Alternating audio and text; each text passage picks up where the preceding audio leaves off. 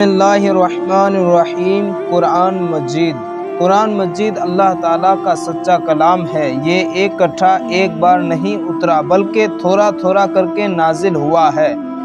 اللہ تعالیٰ جب چاہے جبرائیل علیہ السلام کو اپنا کلام دے کر بھیجتا، وہ حضور پر نور سرکار مصطفیٰ صلی اللہ تعالیٰ علیہ وسلم کی خدمت میں حاضر ہو جاتے اور اللہ تعالیٰ کا بھیجا ہوا کلام حضور کو سنا دیتے، پھر حضور اس کو یاد کر لیتے اور کسی صحابی کو بلوا کر لکھوا دیتے۔ اس طرح 23 برس میں پورا قرآن مجید نازل ہوا ہے۔ قرآن شریف سے پہلے اللہ تعالیٰ نے جتنی کتابیں آسمان سے نازل فرمائی ہے ان سب پر ہمارا ایمان ہے، لیکن ان میں سے بہت سی کتابیں تو دنیا سے نابود اور لاپتہ ہو گئے، اور بعض جو موجود ہے ان میں مکار لوگوں نے بہت کچھ گھٹا بڑھا دیا ہے، اس لیے اب وہ اصلی آسمانی کتابیں نہیں رہ گئی۔ قرآن شریف کو نازل ہوئے 1400 برس سے بھی زیادہ کا عرصہ ہو گیا ہے، لیکن اس میں آج تک ایک حرف بھی کمی بیشی نہیں ہوئی۔ جیسے پہلے دن نازل ہوا تھا ویسا ہی بعین ہی آج بھی موجود ہے۔ اگرچہ دشمنوں نے قرآن کے خلاف بہت کچھ ہاتھ پیر مارے، مگر اس میں اب تک ایک نقطے یا زبر زیر کا فرق نہیں پڑ سکا۔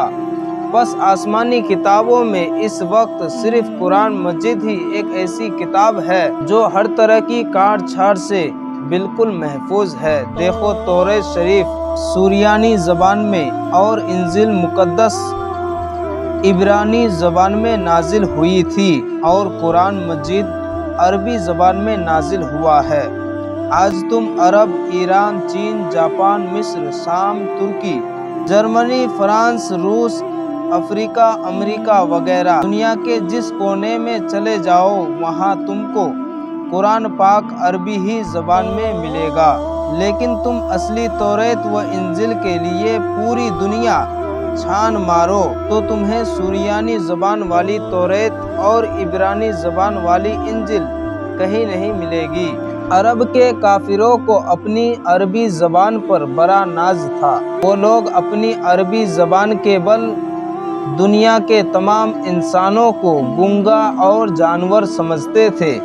جب قرآن مجید عربی زبان میں نازل ہونا شروع ہوا اور حضور کرم صلی اللہ علیہ وسلم نے قرآن مجید کی آیتیں عرب کے کافروں کو سنائے تو انہوں نے قرآن مجید کو خدا کا کلام ماننے سے انکار کر دیا اور بولے کہ یہ تو کسی انسان کا بنایا ہوا کلام ہے۔ اس پر کافروں کو للکارا گیا کہ قرآن تو اللہ تعالیٰ کا کلام ہے، لیکن اگر تمہارے خیال میں یہ انسان کا بنایا ہوا کلام ہے تو تم لوگ بھی انسان ہو۔